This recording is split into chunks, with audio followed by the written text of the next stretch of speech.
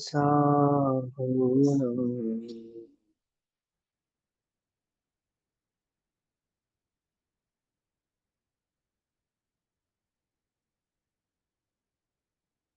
मंगलम भगवान वीरो मंगलम गौतमोगणी मंगलम कुंद कुंदार्द्यो जैन धर्मोस्तु मंगलम सर्वमंगल मांगल्यम सर्वकल्याणकारकम प्रधानां सर्वधर्माणां जैनं जयतु शासनम्।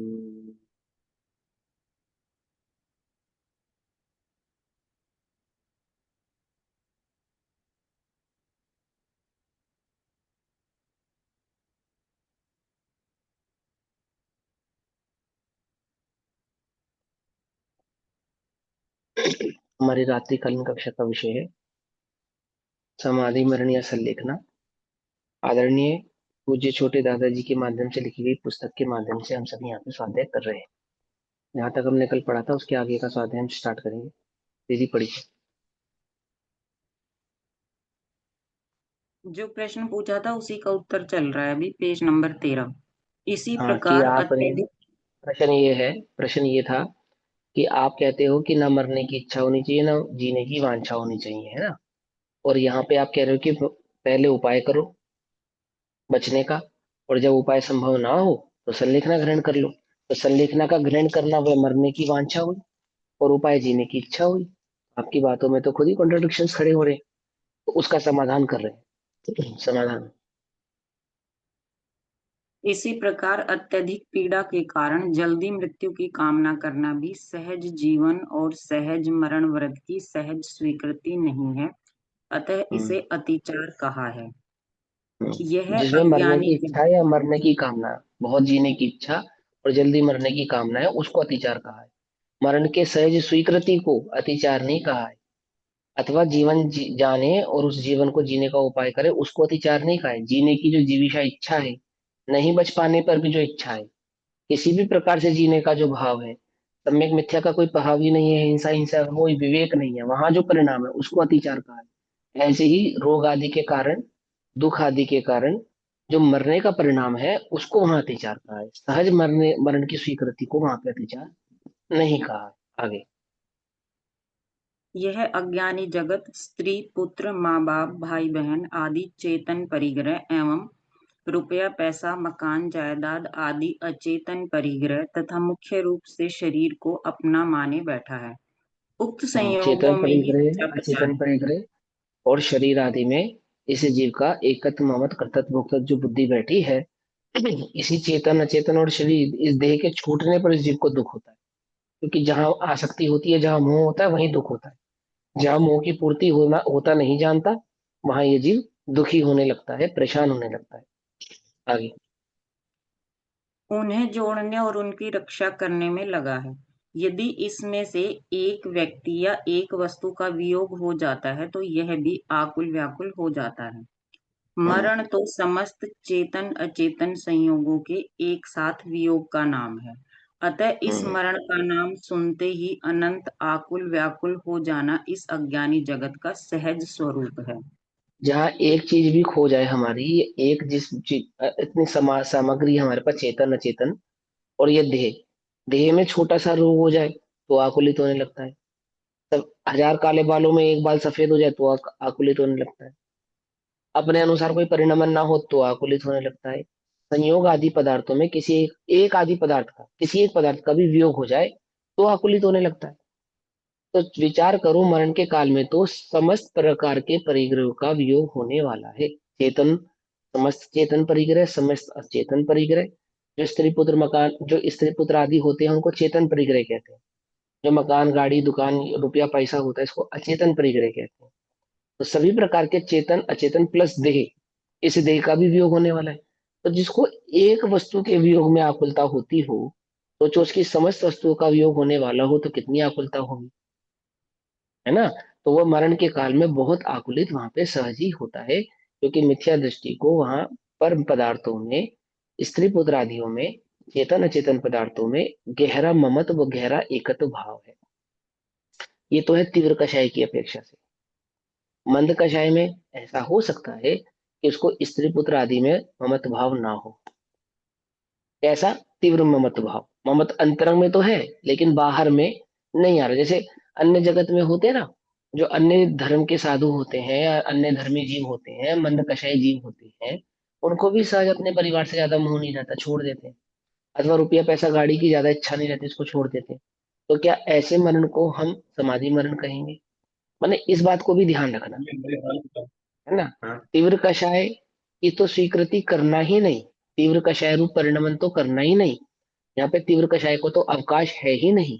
अर्थात चेतन अचेतन और देह रूपी परिग्रह में ममत्व भाव यह तो होना ही नहीं चाहिए। परंतु वास्तविक इन पदार्थों में ममत्व भाव का ना होना, उसका क्या मतलब है एक्चुअल में? कि जो स्व चैतन्य तत्व है, जो निज आत्म तत्व है, जब तक उसमें एकत्व भाव नहीं हो, तब तक इन सभी पदार्थों में ममत्व भाव रहे बिना रहेगा नहीं, छूट ही नहीं सकता। हाँ, इतना हो सकता है कि जीव की कषाय मंद हो जाए। तो यहाँ संलेखना किसको कह रहे हैं कि कषाय की मंदता तो हो, परंतु किसके आश्रय से हो? आत्मा के आश्रय से हो, आत्मानुभूति के आश्रय से हो, सम्यक दर्शन के आश्रय से हो, अनंतानुबंधी कषाय के अभाव के आश्रय से हो, अथवा अन्य दो कषाय तीन कषाय के अभाव से हो, है ना। ऐसा नहीं विचार कर लेना कि मैं अपने स्त्री पुत्र मकान दुकान से अगर मैंने अपने मुंह को हटा दिया, कम कर दिया या छोड़ दिया, तो मेरी संलेखना हो जाएगी। इतना किया तो शाबाश। क्योंकि मोह छोड़े बिना, तीव्र मोह छोड़े बिना तो सम्यक दर्शन आदि प्रकट होता ही नहीं है। लेकिन सम्यक दर्शन के बिना भी संलेखना आदि होते नहीं है। समझ में आई बात?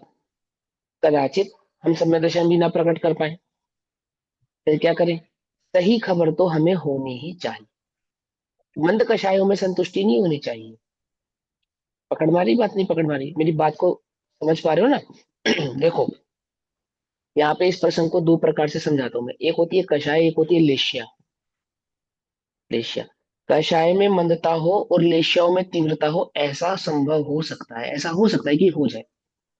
और लेश्याओं में मंदता हो और कषाय में तीव्रता हो, ऐसा भी हो सकता है। जैसे फॉर एग्जाम्पल, कोई ठग है, आपको ठगना चाहता है, तो आपके साथ जो बात करेगा, आपके साथ जो अपना एटीट्यूड रखेगा, वो कैसा रखेगा? एकदम प्रेम भरा, एकदम प्रेम भरा। आपके साथ बात भी मीठी मीठी बोलेगा, और आपके साथ जो उसकी फिजिकल एक्टिविटी होगी वो भी बिल्कुल ऐसी होगी, बिल्कुल अपने मित्र जैसी। परंतु अंतरंग में परिणाम क्या है उसका? तीव्र कषाय का, वो आपको ठगना चाहता है। जैसे जो लोग धोखा देना चाहते हैं, ठगना चाहते हैं, वो कैसा व्यवहार करते हैं? व्यवहार तो बहुत अच्छा अच्छा करते हैं, लेकिन अंतरंग में कषाय बहुत तीव्र होती है उनकी। उनका एक ही लक्ष्य होता है कि किसी भी तरह से इसको ठग लूं। और जब आपकी धन संपत्ति आदि का वो हरण कर लेते हैं, तो उसी हरण के आधार से वो प्रसन्न भी होते हैं ना। तो वहां लेश्या तो कैसी है? मंद है। और अंतरंग कषाय कैसी है? वो तीव्र है। ऐसे ही जिसको सम्यक दर्शन प्रकट नहीं हुआ है, ऐसे जीव की भी लेश्याएं तो मंद हो सकती हैं, और कदाचित अंतरंग कषाय भी मंद हो सकती है, मंद मंद। लेकिन वहां कषाय का अभाव नहीं है। कषाय के अभाव पूर्वक हुआ समाधि मरण ही वास्तविक संलेखना है, वास्तविक समाधि है। बात समझ में आ रही ना रही? और कषाय का जो अभाव होता है, वो किसके आधार से होता है? कि वो तत्व निर्णय के आधार से ही होता है, उसका दूसरा कोई आधार नहीं है। ठीक। तत्व निर्णय यानी देव शास्त्र गुरु का श्रद्धान, सात तत्वों के स्वरूप का चिंतन, आपा पर का श्रद्धान, और आत्मानुभूति। ये जो आत्मानुभूति है, चौथे नंबर पे आत्मानुभूति, ये आत्मानुभूति पूर्वक हुआ जो जो मरण है, अथवा देह का वियोग है, ये तो समाधि मरण है। सभी जीवों को सम्यक दर्शन प्रकट हो जाए ऐसा भी जरूरी नहीं है। पुरुषार्थी को प्रकट होता है ऐसा जरूरी भी है ना। ये भी समझने वाली बात है ना। मान के चलो आपको सम्यक दर्शन प्रकट नहीं भी हुआ है, तो भी क्या होना चाहिए? आपा पर का श्रद्धान होना चाहिए। आपा पर का श्रद्धान नहीं भी कर पा रहे हैं तो सात तत्वों का चिंतन मनन, उसका अभ्यास आपको होना ही चाहिए। और 7 तत्वों का चिंतन मनन अभ्यास आपको नहीं हो पा रहा है, तो देव शास्त्र गुरु के स्वरूप का ज्ञान संज्ञान आपको होना ही चाहिए। यदि सच्चे देव शास्त्र गुरु के स्वरूप का ध्यान होगा, सच्चे देव शास्त्र गुरु के स्वरूप का चिंतन होगा, तो 7 तत्वों के चिंतन तक भी आप अवश्य ही पहुंचेंगे, 7 तत्वों के स्वरूप को भी आप अवश्य ही समझेंगे। यदि देवशास्त्र गुरु के स्वरूप में ही गड़बड़ होगी, तो 7 तत्वों तक आप कभी पहुंच नहीं पाएंगे। आपको मालूम, इसीलिए आपने नोटिस किया होगा, आप मोक्ष पर प्रकाशक जी पढ़ते हैं, आप रत्नाकरण श्रावकाचार्य जी पढ़ते हैं, तो वहां पे सबसे पहले देवशास्त्र गुरु के स्वरूप का निरूपण किया जाता है सबसे पहले, और कुदेव कुगुरु कुशास्त्र आदि के निरूपण से उनका निराकरण किया जाता है। और ये सिर्फ यहाँ नहीं होता है, यहाँ पे आप तत्व संबंधित जो भी न्याय के जो शास्त्र पढ़ेंगे, आप तो मीमांसा आदि जैसे ग्रंथ पढ़ेंगे न्याय के बड़े, वहां पे भी इसी शैली को अपनाया जाता है। क्या किया जाता है कि सबसे पहले तो देव शास्त्र गुरु का श्रद्धान किया जाता है, और कुदेव कुगुरु कुशास्त्र का निराकरण किया जाता है। क्यों किया जाता है ऐसा, सीधा तत्व समझाओ ना आप। सभी जीव आत्मा है, सभी जीव भगवान है, सभी जीव अनंत गुणात्मक है, कि बोले ऐसे नहीं। 7 तत्वों का स्वरूप समझने के लिए आपको सच्चे देवशास्त्र गुरु का स्वरूप भी संज्ञान में होना चाहिए। यदि सच्चे देवशास्त्र गुरु के प्रति आपका श्रद्धा नहीं है, सच्चे देवशास्त्र गुरु के स्वरूप को आप समझते नहीं है, जानते नहीं है, तो 7 तत्वों का निरूपण भी आपको समझ में आने वाला नहीं। आपके चित्त की भूमि में वह प्रकट ही नहीं हो सकता, प्रवेश ही नहीं कर सकता। कुछ लोगों का ऐसा अतिरेक हो गया है कि 7 तत्व तो कोई भी किसी को भी सब में दर्शन प्रकट हो सकता है। तो उसमें क्या है, उसमें क्या देवशास्त्र गुरु की ज्यादा कहने की आवश्यकता नहीं है। कोई बात नहीं, इनको जैसा गुरु का और देव का स्वरूप समझना समझने दो। ये तो तत्व चिंतन कर रहे हैं। बोलो आत्मा कहने वाले जगत में, मैं आत्मा हूं ये कहने वाले जगत में कौन नहीं है, कौन नहीं है बोलो। आप आज आज इंस्टाग्राम फेसबुक खोलकर देखो आप, भरे पड़े हैं मैं आत्मा हूं कहने वाले, भरे। समझे ना बड़े ध्यान से, चैतन्य प्रभु की चर्चा करने वाले, परंतु वास्तविक वो, अच्छा ये बात परिपाटी कौन बता रहे हैं, पंडित टोडरमल जी समझा रहे हैं, कह रहे हैं कि देखो भाई, जो सम्यक दर्शन है ना, सम्यक दर्शन प्रकट करना, इसका क्राइटेरिया देवशास्त्र गुरु के श्रद्धान से होता है शुरू। यदि देवशास्त्र गुरु का श्रद्धान ही पूरा सही नहीं है, तो आप 7 तत्व आप अपर का श्रद्धान और सम्यक दर्शन कुछ भी प्रकट नहीं कर सकते। कुछ क्वेश्चन पूछ रहे दीदी आप? ये हाँ बोलो। अभी आपने कषाय और लेशिया के ऊपर एग्जाम्पल दिया, वो मुझे हम्म। कुछ ज्यादा अच्छा फिट सा नहीं लगा यहाँ पे, क्योंकि वो तो हाँ। मायाचारी के परिणाम हुए। मायाचारी के हाँ परिणाम ने तो कषाय। दो लेशिया, लेशिया जो वचन की और जो काया की लेशिया है, वो तो उसकी सरल है ना, लेकिन अंतरंग जो उसके लेशिया है वो तीव्र है। और मंद कषायों में क्या होता है कि मंद कषायों के अंदर लेशिया यानी कि शरीर के प्रति, जैसे द्रव्यलिंगी, द्रव्यलिंगी की मंद लेशिया होती है, हम्म। उसको कषाय। द्रव्यलिंग जो होते हैं उसकी लेशियों के दर से ही मंद कहा जाता है। लेकिन जो अनंतानुबंधी आदि होती है वो तो विद्यमान होती है, भले ही अंतर कोड़ा कोड़ी होती है, परंतु अनंतानुबंधी के उदय को सदैव तीव्र ही माना गया है। किसे कहते हैं अनंतानुबंधी? जो स्वरूप का आश्रय प्रकट ना होने दे, जो सम्यक दर्शन प्रकट ना होने दे, उसको अनंतानुबंधी कहते हैं। समझ नहीं बात? और उस द्रव्यलिंगी की लेशा कैसी है, कषाय कैसी दिखनी है आपको बोलो? इतनी सरल है एकदम, मंद ऐसे दिखेगी। भावलिंगी सर्प बंद जैसा, एकदम। बिल्कुल भावलिंगी जैसे। ठीक। अब ये जो क्राइटेरिया है, ये दूसरे को मापने के लिए नहीं बताया, ये अपने परिणामों को मापने के लिए बताया।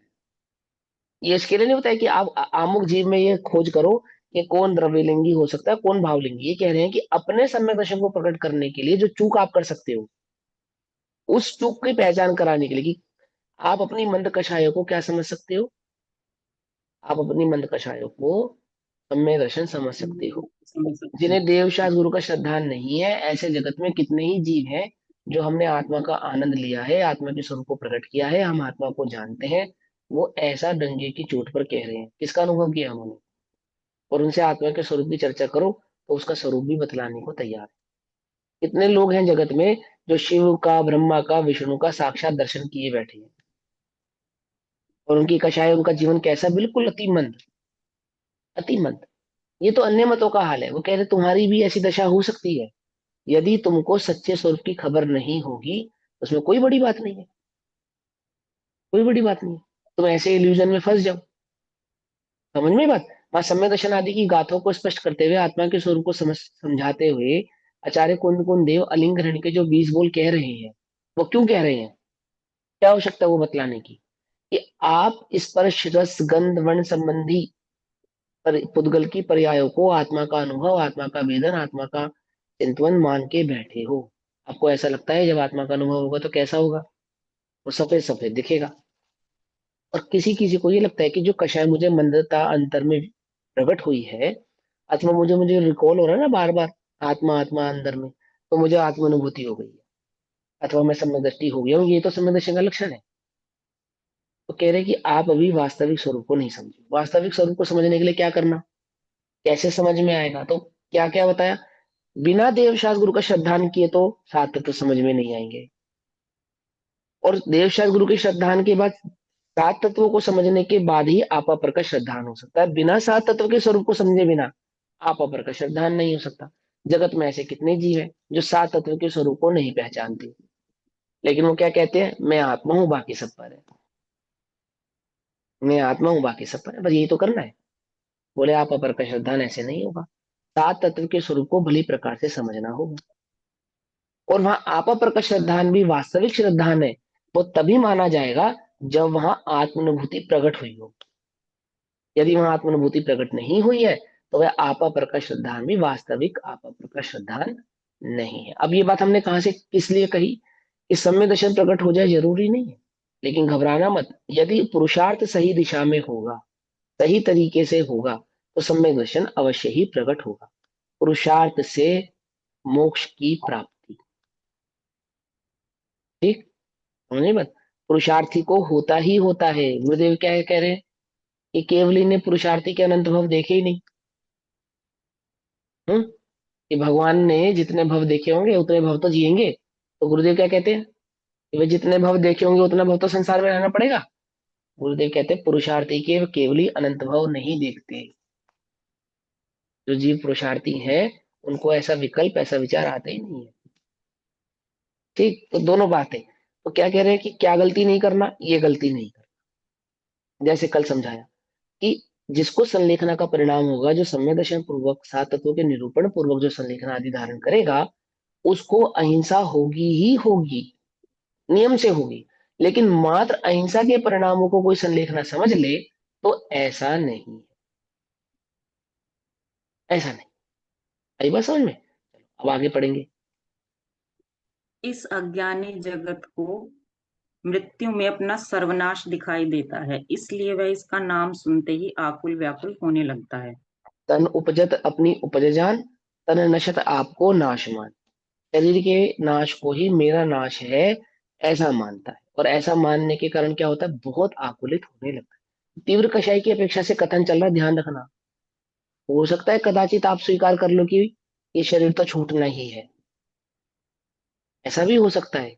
लेकिन वो संलेखना अधूरी संलेखना है यदि वह सम्यक दर्शन के बिना है, तत्व के स्वरूप को जाने बिना है। ये बात भी संज्ञान में अवश्य ही होनी चाहिए। अभी तीव्र कषाय की अपेक्षा से कथन चल रहा है कि देह में अति आसक्ति होने के कारण देह के मरण को ही अपना मरण कहता है। देखो लोक में नहीं कहता कि भैया तुम मर गए तो हम भी मर गए, हम दो जिस्म एक जान है, मेरी जान तो तुम में बसती है ना, कहता ना लोक में भी। लोक में भी कहता है आमुख के मरने से अपना ही मरण मानता है। ऐसी ऐसी आत्मबुद्धि साक्षात पर पदार्थ में है जिसको, सोचो देह में उसकी कैसी आत्मबुद्धि होती है। देह ही मैं हूं, ऐसा आत्मभाव उसे शरीर में रहता है, और इसीलिए देह आदि के मरण में मेरा ही मरण हो रहा है, ऐसा उसको तीव्र विकल्प रहता है। देखो पूरा विज्ञान जगत इसको जिंदा रखना चाहता है, शरीर को। बोलो, शरीर को। जो मरा हुआ है उसे जिंदा रखना चाहता है, जो जिंदा है उसे पहचानता ही नहीं है। कुछ बात समझ में आई या नहीं समझ में आई? जो ऑलरेडी मरा हुआ है उसे तो चाहता ही है जिंदा रहे, और जो कभी मर नहीं सकता उसे पहचानता ही नहीं। ऐसी हमारी दशा है। जो नश्वर है उसे हम शाश्वत बनाना चाहते हैं, और जो शाश्वत ध्रुव है उसकी खबर ही नहीं। समझ में आई बात? तो क्या है, वो मोही का स्वरूप है। मोही ऐसा ही है। लोग कहते हैं जैन धर्म वैज्ञानिक है, कहते हैं ना। मैं कहता हूँ बिल्कुल भी नहीं है, 1% भी नहीं है भैया। 1% भी नहीं है, 1% भी। वो विज्ञान कहाँ उसकी जैन धर्म से आप तुलना कर रहे हो? वो विज्ञान तो पांच इंद्रिय के विषय भोग कषाय की पूर्ति में अपने उपयोग को लगाए बैठा है। उसी को जीवन का सुख मानता है। बोलो इंसानी ताकत कैसे बढ़ जाए, हमारी माइंड की ग्रेसिपिंग पावर कैसे बढ़ जाए, ये विज्ञान का। हमारा लाइफस्टाइल और इजी से इजीएस्ट कैसे हो जाए, टोटल विज्ञान। अगर पृथ्वी में भगवान न करे कुछ ना कुछ हो गया, तो हम अपना घर चांद पे बना सके, ये विज्ञान है। इसकी खोज कर रहा है वो। कुछ बात समझ में नहीं आ रही है? एक को मार के दूसरे को जिंदा कर रहा है, ये विज्ञान है। ये विज्ञान है। इसकी तुलना कहाँ जी वीतरागता के मार्ग से, वीतरागता के धर्म से हम करने लग जाते हैं। ये बहुत वैज्ञानिक है। कुछ वैज्ञानिक नहीं है। माने वैज्ञानिकता का समानता जैन धर्म से बिल्कुल भी नहीं। जैन धर्म उससे कहीं ऊपर की बात है। ठीक है, आजकल के पढ़े लिखे लोगों को, मूर्ख लोगों को समझाना पड़ता है, कहना पड़ता है कि देखो विज्ञान भी कह रहा है, हम भी कह रहे हैं। लेकिन अगर विज्ञान नहीं कहेगा तो, अगर आरओ का पानी, फिल्टर का पानी विज्ञान नहीं कहता, तो फिर पानी छानना तो फिर हमारी तकियानुसी बात थी ना, है ना? क्योंकि विज्ञान ने कह दिया इसलिए जैन धर्म सही है। इसलिए जैन धर्म पुराने से कहता आ रहा है। और जैन धर्म तो अनादिकाल से ये भी कहता आ रहा है तो शरीर नहीं है, ये देह तो है चिरकाल की मोई, आत्मा ही अजर अमर तत्व है, ये भी तो कह रहा है जैन धर्म। इसकी तरफ क्यों नहीं ध्यान दे रहे? या खाली पानी छानने की और रात में खाना ना खाने की बात करता है जैन धर्म, बस यही दो बातें हैं।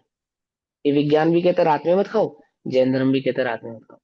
विज्ञान भी कहता है क्या नाम है, फिल्टर वाटर पियो। जैन धर्म भी कह रहा है अनादि से छना हुआ पानी पियो। और जैन धर्म कह रहा है मैं शरीर नहीं हूँ, इस देह को कोई नहीं बचा सकता, देह अनादि से मरी हुई है और आत्मा अनादि से जिंदा ही है। इसकी तरफ कहाँ जाएगा तुम्हारा ध्यान? इस और देखोगे या नहीं देखोगे? क्या कहा, कुछ बात समझ में? प्राचीनता, द्रव्य गुण पर्याय के स्वरूप को समझे बिना जैन धर्म की प्राचीनता कभी समझ में नहीं आने वाली। उसका अनादि निधन कैसे, वो जो अनादि निधन है, वो वस्तु स्वरूप, वो जैन धर्म, वो कभी भी समझ में नहीं आएगा जब तक द्रव्य गुण पर्याय समझ में नहीं आए। जितना पुराना द्रव्य है उतना पुराना जैन धर्म है। बोलो भैया, द्रव्य कितना पुराना है? अनादि अनंत। और जितनी नवीन पर्याय है उतना नया जैन धर्म है। बोलो, प्रत्येक पर्याय को स्वीकार करता है, प्रत्येक पर्याय की स्वतंत्रता को जानता है, प्रत्येक पर्याय के स्वभाव को जानता है। अर्वाचीन प्रति क्षण नया है और अनादि है, ध्रुव है। ये है स्वरूप जैन धर्म की अनादिता का। लेकिन हमें नहीं समझ में आएगा। हम अनादिता उसको कैसे पहचानेंगे? जैन धर्म की अनादिता को कैसे पहचानेंगे? 2 करोड़ साल, 20 करोड़ साल, 50 करोड़ साल, या 10 कूड़ा कोड़ी सागर, बस। बस अगर हम ये सिद्ध कर दे कि सबसे पहले जैन धर्म आया, उससे क्या होगा? जैन धर्म सबसे पहले आया, इसको सिद्ध करने से कुछ भी नहीं होगा। वस्तु स्वरूप की सिद्धि करोगे। जो वस्तु स्वरूप की सिद्धि करता है, उसे जैन धर्म की सिद्धि आपो आप ही हो जाती है। आपो आप हो जाती है, उसे अपने आप समझ में आ जाता है। बात समझ में नहीं? तो क्या कहते हैं यहाँ, क्या कहते हैं वस्तु स्वरूप के संदर्भ में, कि कषाय की तीव्रता तो होनी ही नहीं चाहिए। अहम बुद्धि जिसको बहुत तीव्र मोह है देह में, वो तो देह आदि के मरण में ही अपना मरण मान के बैठा है। कदाचित देह आदि से ममत्व भाव छूट भी जाए, तो भी ये बुद्धि नहीं छूटती है कि मैं शरीर नहीं हूं, मैं आत्मा हूं। जो ये मैं आत्मा हूँ, ध्रुव स्वभावी आत्मा, इस चैतन्य ज्ञायक भाव की अनुभूति पूर्वक जो देह आदि संसार आदि का वियोग होता है, वही वियोग वास्तविक वियोग समाधि मरण कहलाता है। अन्य कोई मरण समाधि मरण नहीं कहलाता।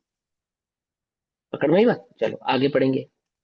इस अनित्य और अशरण जगत में इसे कोई शरण दिखाई नहीं देता, कोई ऐसा व्यक्ति दिखाई नहीं देता जो इसे मृत्यु से बचा ले। मरणम प्रकृति शरीरिणाम, प्राणियों का मरना प्रकृति है, प्राकृतिक स्वभाव है। महाकवि नेचुरल है। कालिदास की महाकवि कालिदास की उक्त सूक्ति के अनुसार मरना प्रकृति है, अतः मृत्यु आज नहीं तो कल, कल नहीं तो परसों अवश्य होगी, बरसों टलने वाली नहीं है। नहीं है, मरना सबको एक दिन अपनी अपनी बात, है ना, होने ही वाली है।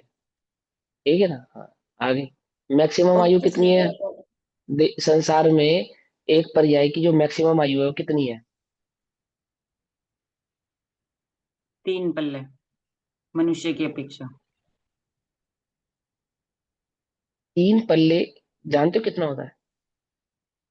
हम्म। हमारी उम्र से अगर तुलना करोगे तो अमर ही लगेगा। अगर अपनी उम्र से उसकी तुलना करोगे ना 3 पल्ले की, तो ऐसे लगेगा अरे भैया तो अमर है। बात समझ में? लेकिन तो भी अमरत को नहीं पहचानता। अमरत को नहीं पहचानता। जो टाइम में बंधा है, बाउंडेड है, वो अमृत नहीं है। जो टाइम से परे है वो अमृत है।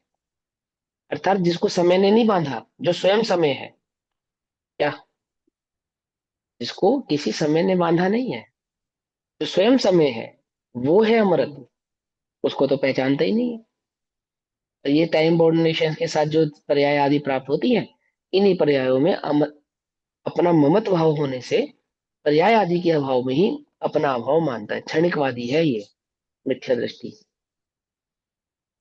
क्षणिकवादी। समझ नहीं बात? चलो आगे पढ़ो।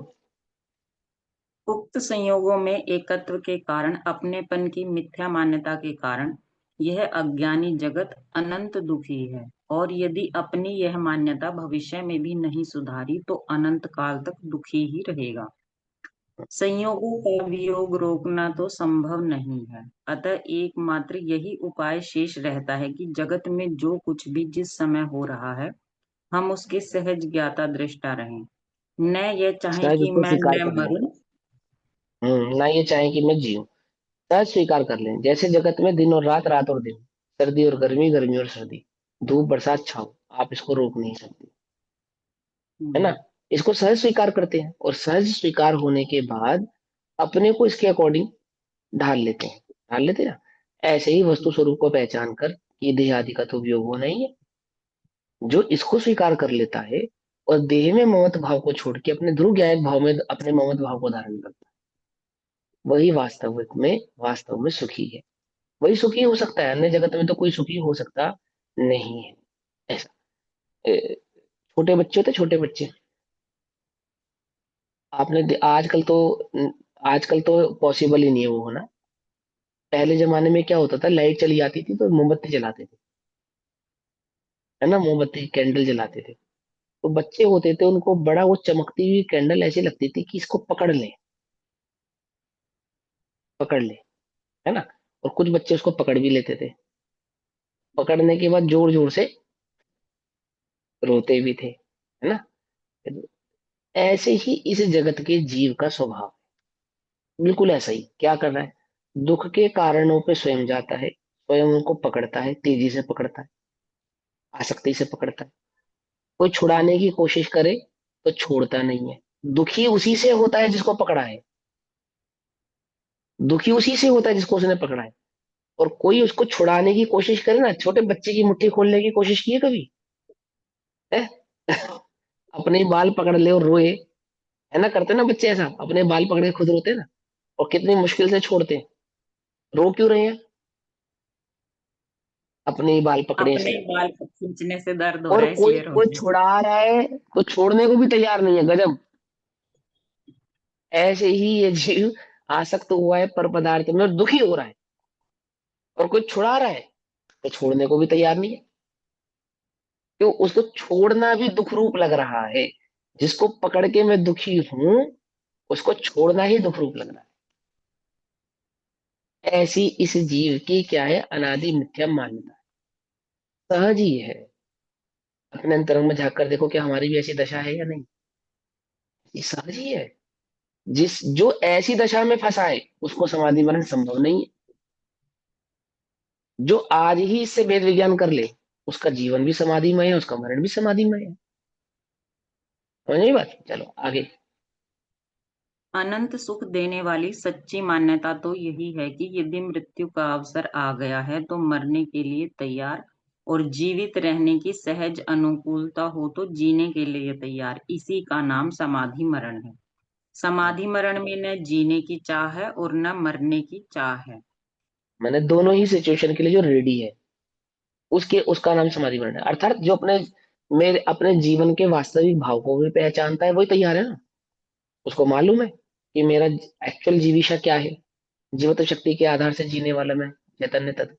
और देह आदि के वियोग के लिए तैयार, उसको पता है इसका तो सहज ही वियोग होना ही है। दोनों में जिसको स्वीकृति है और तैयार है। तैयार कौन है? जब युद्ध होगा और युद्ध पे लड़ने जाएगा वो तैयार नहीं है। जो युद्ध नहीं होने से पहले ही युद्ध की तैयारी में लगा है, वो युद्ध के काल के लिए तैयार है। सीधी सी बात है ना। जो आज पढ़ रहा है वो आने वाले एग्जाम के लिए तैयार है। जो बच्चे एकदम अप टू डेट रहते हैं पढ़ाई में, और टीचर घबराते नहीं है, बिल्कुल भी नहीं घबराते। हाँ, आवाज चली गई, मुझे मालूम है, घबराते नहीं है। जैसे टीचर ने बोला टेस्ट होगा, तो घबराते नहीं है बिल्कुल भी। वही होगा, क्योंकि वो तो तैयार है ना। और डरते कौन है? जिनकी तैयारी नहीं है। तैयारी नहीं है। अचानक से टीचर कह ले अपनी होमवर्क की कॉपी निकालो, तो जिसका काम अप टू डेट है वो तो तुरंत निकाल कर दे देगा, और जिसका नहीं है वो घबराएगा, रे भैया ये क्या हो गया। ऐसी हमारी स्थिति है। बोलो भैया, हो मरने के लिए तैयार?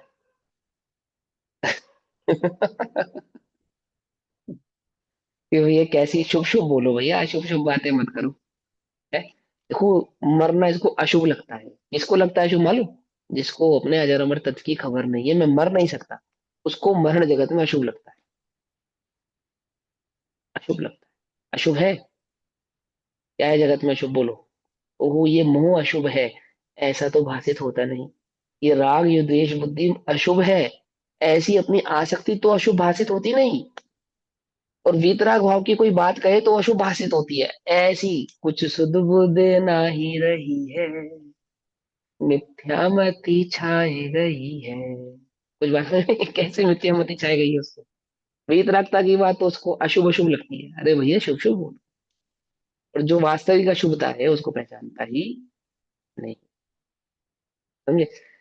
गुरु जी एक प्रसंग सुनाते हैं।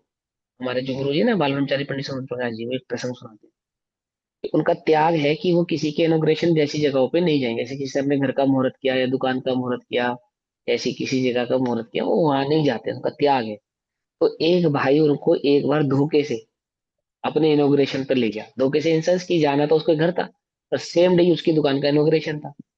वो ले गया, और इनॉग्रेशन पे ले जाके वो गुरु जी से कहता है कि आप हमारे तो धन्य हो गए, और आप आ गए तो सबसे पहले कदम हमारी दुकान पे आपके ही पड़ गए। तो गुरु जी ने बोला कि तो अब मैं आ ही गया हूं तो आशीर्वाद भी ले लो भाई। क्या आशीर्वाद ले लो? कि तेरी ये दुकान जल्दी ही बंद हो जाए। क्या? और वो तो घबरा गया बेचारा, एकदम से मायूस हो गया कि क्या कह दिया आपने पहले भी नहीं। तो गुरु जी ने बोला भाई, तो इसको, दुकान का चलना ये शुभ नहीं है। ये संसार छूट जाए, ये संसार बंद हो जाए, ये शुभ भाव है, इसको पहचान। ये संसार बढ़े, संसार का बढ़ना रे, नरदेह की ये है हार है। नहीं एक क्षण इसका तुझे अ, विवेक ना ही विचार है ना? कोई विचार विवेक है ही नहीं उसको। उसको क्या लग रहा है? संसार बढ़ रहा है ये तो शुभ है, और संसार घट रहा है ये अशुभ है। किसको लगता है? ये जिसकी मान्यता में उल्टापना है ना, खोट है, उसको ऐसी उल्टी उल्टी बातें सीधी सीधी लगती। समझ में? वो घबरा गया, अरे अशुभ कह दिया आपने, अशुभ है। देह का छूट जाना अशुभ है। देह छूट जाएगी तो कहाँ जाओगे? जब देह नहीं मिलेगी तो क्या होगा? सीधे सिद्ध होंगे। सिद्ध। समझे? बहुत सुंदर हाँ। एग्जाम्पल दिया। जब इसका हाँ। भाव समझ आया ना, बहुत अच्छा लगा था। एक बारी तो लगता है कि क्या हाँ। कह रहे हैं। हाँ, क्या कह रहे हैं, क्या कह दिया। लेकिन सच्ची बात है, जब देह नहीं रहेगी तो क्या होगा? सिद्ध होंगे। समझे नहीं समझे? लेकिन वहां तक नहीं सोच पाते हम। हमें क्या लगता है देह नहीं रहेगी तो क्या होगा भैया? देह नहीं रहेगी इसी का तो सारा उपाय है। टोटल पुरुषार्थ तो इसी के लिए करा जा रहा है। देह ही जिन्हें दुख है। क्या कहते हैं मुनि राजू के लिए मालूम? शरीर ही मात्र परिग्रह जिनको बचाए, ऐसा कहते हैं दिगंबर मुनि राजू के लिए। क्या परिग्रह है? देही मात्र परिग्रह है, और परिग्रह बुद्धि है उनको? नहीं है।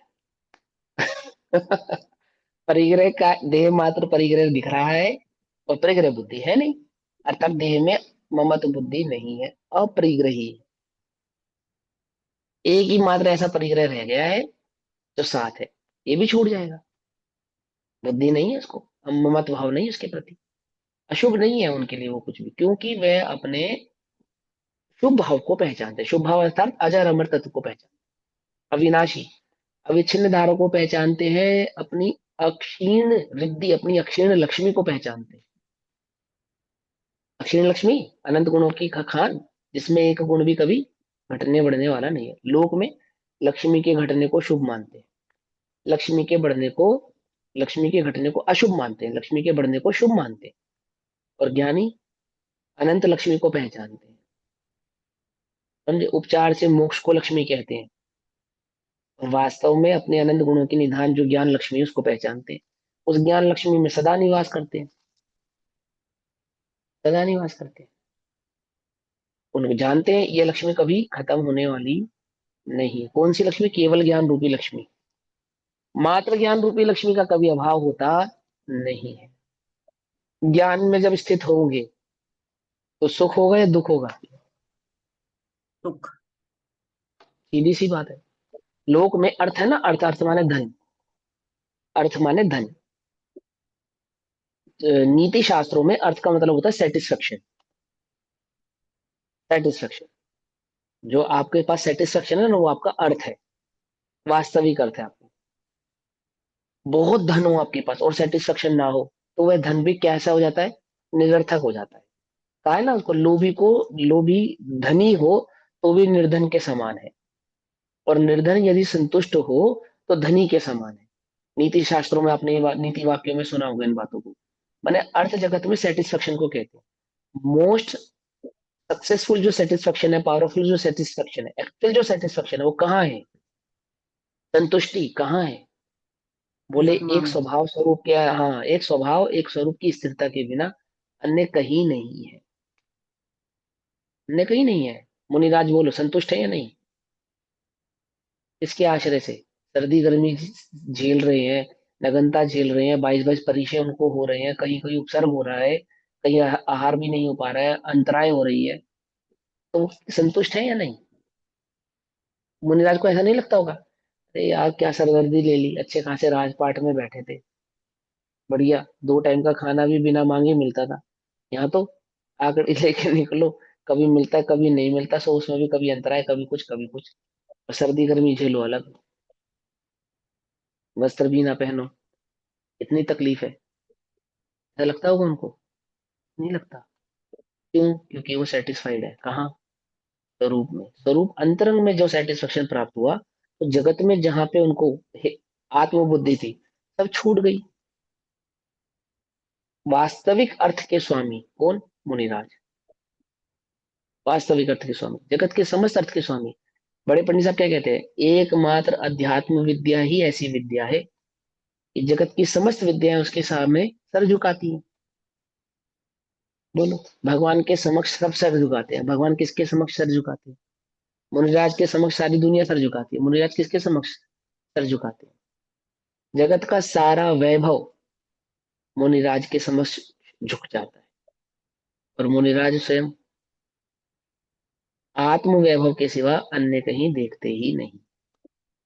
देखो गुरुदेव को सुनो आप ध्यान से, गुरुदेव क्या कहते हैं? धूल, धूल का स्वामी।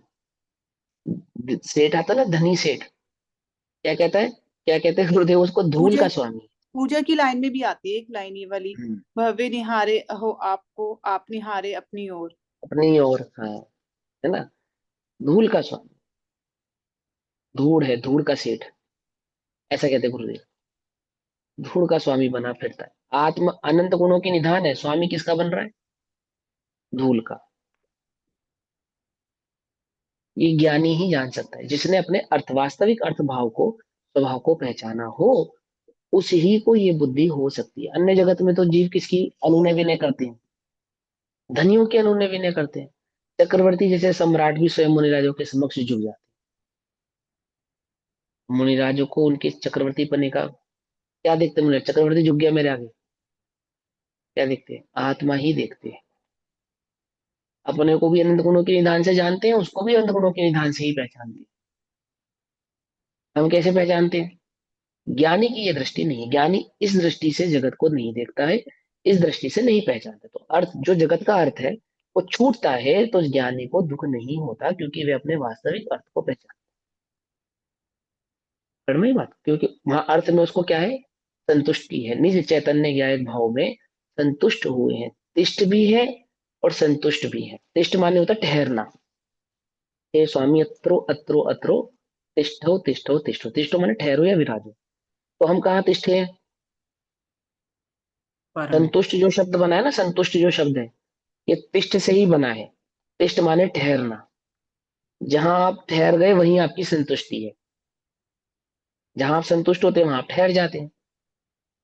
बात समझ में आ रही है ना? मैंने रुक जाते हैं, उसी चीज में रुक जाते हैं। तो ज्ञानी आत्मा में ठहरे हैं, तिष्ठे हैं, वहां संतुष्ट है। अज्ञानी कहाँ तिष्ठा है? आईफोन 16 17 कौन सा आने वाला है? उसकी पर में तिष्ठता तिष्ठा है हो। ना, तिष्ठता। जिसकी आपको रुचि है वहां आप तिष्ठे हो। मुनिराजों की स्वभाव में रुचि है, इसलिए वे स्वभाव में ही तिष्ठते हैं। कहाँ तिष्ठते हैं तीनों लोकों में स्वामी? तीनों लोकों के स्वभाव में। नाथ स्वभाव में तिष्ठते हैं और कहीं नहीं तिष्ठते। वहीं संतुष्ट हैं इसलिए वहीं तिष्ठते हैं। आई बात समझ में? हम कहाँ तिष्ठे हैं अभी भी? या तो तिजोरी में तिष्ठे हैं। तिजोरी में तिष्ठे, समझ रहे? कहाँ बैठे हो? तिजोरी में। गल्ले पे बैठे सेठ जी। कुछ बात समझ में नहीं आई? गल्ले पे बैठे हैं या गल्ले में बैठे हैं? क्या? गले में। में ही बैठे, क्योंकि उपयोग तो वहीं लगा हुआ है सारा। वही लगा रहता है, वही लगा रहता है। ऐसे ही कामी की दशा है, ऐसे ही इंद्रिय के अन्य अन्य इंद्रियों के लोलुपी की दशा है, ऐसी ही दशा है। वो वहीं तिष्ठता है, निरंतर वहीं तिष्ठा रहता है। क्या दिखता है सारे जगत में? जैसे आपने सुना होगा कहावत, सावन के अंधे को सारा जगत हरा हरा नजर आता है ना? सुना है ना? ऐसे ही पांच इंद्रिय के, जिस इंद्रिय के विषय में जो जीव आ सकते हैं, उसको सारे जगत में वही आसक्ति दिखाई देती है। कामी को सारे जगत में काम दिखाई देता है, भोगी को सारे जगत में भोग दिखाई देता है।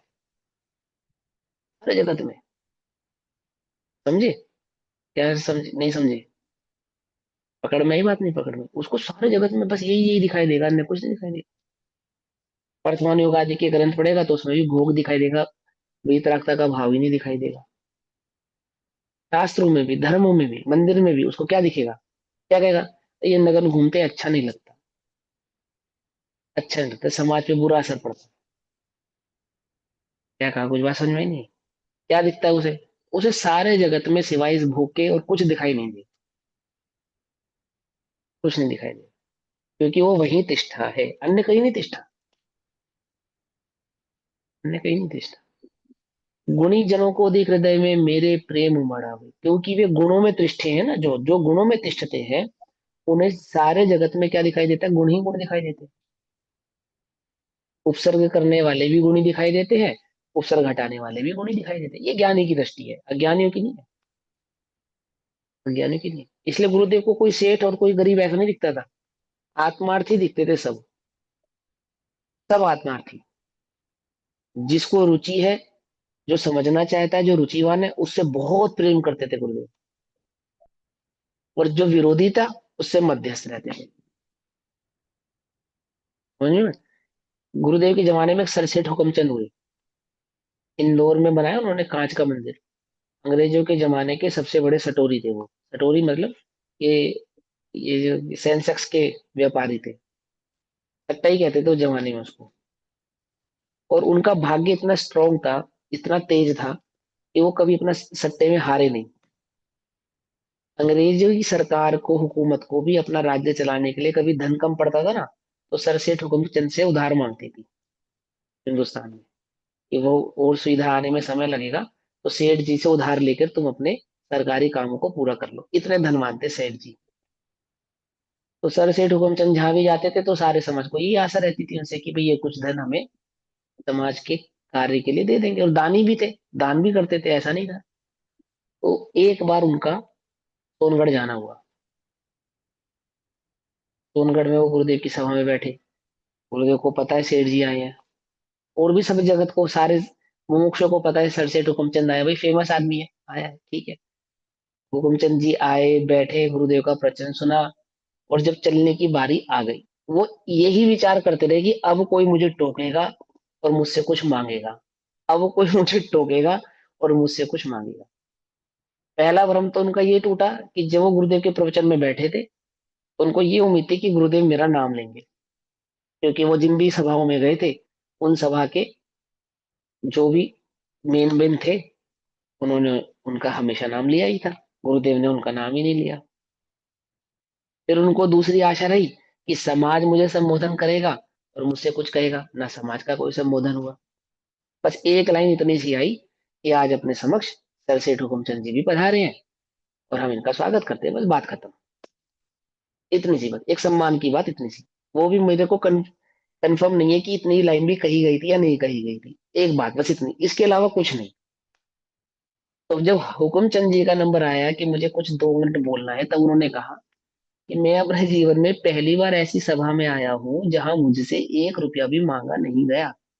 मुझे बड़ा आश्चर्य हो रहा है कि मैं कहाँ आ गया। क्या कहा? कुछ बात समझ में नहीं।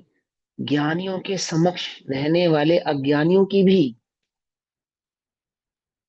धन बुद्धि टूट जाती, भयभीत होते ना, ज्ञानी के समक्ष भय रहता है। भोगों की अंतरंग में भले ही रुचि हो, परंतु वो भोगों की कामना करने वाले भी अपने भोग बुद्धि को प्रकट नहीं करते ज्ञानियों के समक्ष। ऐसा ही उनका महात्म्य होता है, कोई नहीं कह पाया वहां पे। किसी की इतनी हिम्मत नहीं कि दान राशि की 1 रुपए की पर्ची भी उनसे कटवाने की डिमांड करते। क्यों? क्योंकि साक्षात जो गुरुदेव बैठे हैं, जब उन्हें धन बुद्धि नहीं है, वो स्वयं धर्म के नायक अधिपति हैं, धर्म की ही चर्चा कर रहे हैं, धन उनके समक्ष क्या है, उनकी नॉलेज नजर में सिवाय धूल के सिवा कुछ नहीं। वास्तविक अर्थ को पहचानने वाला ज्ञानी लोक में किसी के आगे हाथ नहीं फैलाता। समझे? कि मुनिराज तो करपात्री होते हैं, वो तो हाथ फैलाते हैं। अरे भैया, नवदा भक्ति करनी पड़ती है तब जाके मालूम, नवदा भक्ति पूर्वक। नवदा भक्ति मालूम कैसे होती है? नवदा भक्ति पूर्वक अनुनय विनय करनी पड़ती है, तो जाके वो करपात्री मुनिराज तुम्हारे समक्ष, तुम्हारे गृह में, आहारशाला में प्रवेश करके आहार ग्रहण करते हैं। तो वो भी अपनी मर्जी से,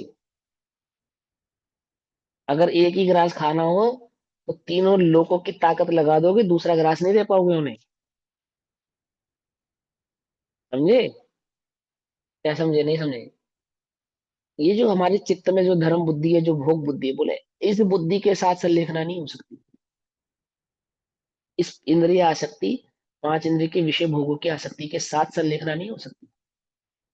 वास्तविक संलेखना तो अपने वास्तविक स्वरूप को पहचानने से ही होती है, वास्तविक स्वरूप में तिष्ठने से ही होती है। जो इंद्रियों में संतुष्ट है उनको नहीं, जो स्वभाव में संतुष्ट है उनको संलेखना प्रकट होती है। आई बस में, आगे पढ़ेंगे, 5 मिनट हो रहे हैं, आगे पढ़ेंगे। प्रश्न।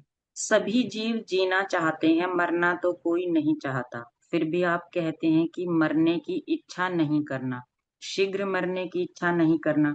मरने की इच्छा क्यों नहीं करना? मरने के लिए ही तो समाधि मरण लिया है। उत्तर। हम्म। अब वो रिपीट कर रहे मरने हो की को, मरने के लिए समाधि मरण नहीं किया है। समाधि मरण का मतलब मरण नहीं है, मरण से भिन्न जानने का नाम समाधि मरण है। अपने मरण को, मरण भाव को भूलकर अपने अजर अमर तत्व भाव को पहचानने का नाम समाधि मरण है। मरण के भय का मिट जाना ही समाधि मरण है। मैं कभी नहीं मरूंगा, ऐसे अपने अमरत्व भाव का ज्ञान हो जाना, ध्रुव स्वभाव का ज्ञान हो जाना ही समाधि मरण है। समाधि मरण माने क्या? जहां मरण का मरण हो चुका है। क्या समझे या नहीं समझे? जहां मरण का ही मरण हो गया है, वो समाधि मरण है। जहां मरण है वहां समाधि मरण नहीं है। जहां मरण का मरण है वहां समाधि मरण है, अर्थात अपने ध्रुव स्वभाव की जहां खबर है वहां समाधि मरण है। और तुम कह रहे हो कि मरने की इच्छा नहीं करना समाधि मरण, तो मरण ही है, मरण नहीं है, मरण नहीं है ना। पढ़ो, एक दो चार लाइन होगी उसके आंसर में वो पढ़ती। मरने के लिए समाधि मरण नहीं लिया जाता, मरने से तो बचने के उपाय किए जाते हैं। जब जीने का कोई उपाय नहीं बचता तब समाधि मरण लिया जाता है। जब समाधि मरण ले ही लिया तो फिर जीने की आकांक्षा उचित नहीं है, आकुलता का ही कारण है। इसलिए लिखा है कि जीने की इच्छा भी नहीं रखना। बहुत कष्ट होने पर कभी कभी शीघ्र मर जाने का भाव होता है। बहुत से लोगों को यह कहते आपने सुना होगा कि बहुत कष्ट है, जल्दी मौत आ जाए तो अच्छा है। जगत के सहज परिणमन को सहज ही होने देना श्रेष्ठ है। उसमें कुछ फेर फार तो हम कर ही नहीं सकते, फेर फार करने की भावना भी नहीं रखना चाहिए। यहाँ तो यह कहा जा रहा है, ज्ञानी जीवों का तो जीवन भी समाधि में होता है और मरण भी समाधि में। वह तो श्रद्धा की अपेक्षा सदा समाधि में ही होता है। समाधि मरण करने का व्रत नहीं है। आयु के अंत में जब सहज भाव से मृत्यु नजदीक हो, अत्यंत नजदीक हो, तो शांति से मरण को स्वीकार करना समाधि मरण है। बस अब इसमें ध्यान रहे। समाधि मरण का एक व्यवहारिक पक्ष है और एक मूल पक्ष है। व्यवहार पक्ष में जितना है कि ज्ञानी ये बात जानता है कि देह नश्वर है और उसके छूटने पे काल निश्चित है। जब उस काल वह काल आता है तो उसको सहजता से वह स्वीकार कर लेता है। इसको लोक में समाधि मरण कहते हैं। और वह किसको स्वीकृति हो सकती है इस बात की? इसकी ज्ञानी स्वीकृति को। सिर्फ उसी को हो सकती है जिसको अपने जीवित भाव की खबर हो। वो लोग मरण को कोई स्वीकार नहीं करेगा। ये बात ध्यान रखना। जे त्रिभुवन में जीवन अंत, सुख चाहे दुखते भयवंत। और वो सुख, जीवन को सुख मानता है। हर जीव जीना चाहता है, स्वभाव से ही जीना चाहता है, क्योंकि जीवत शक्ति का धारी है।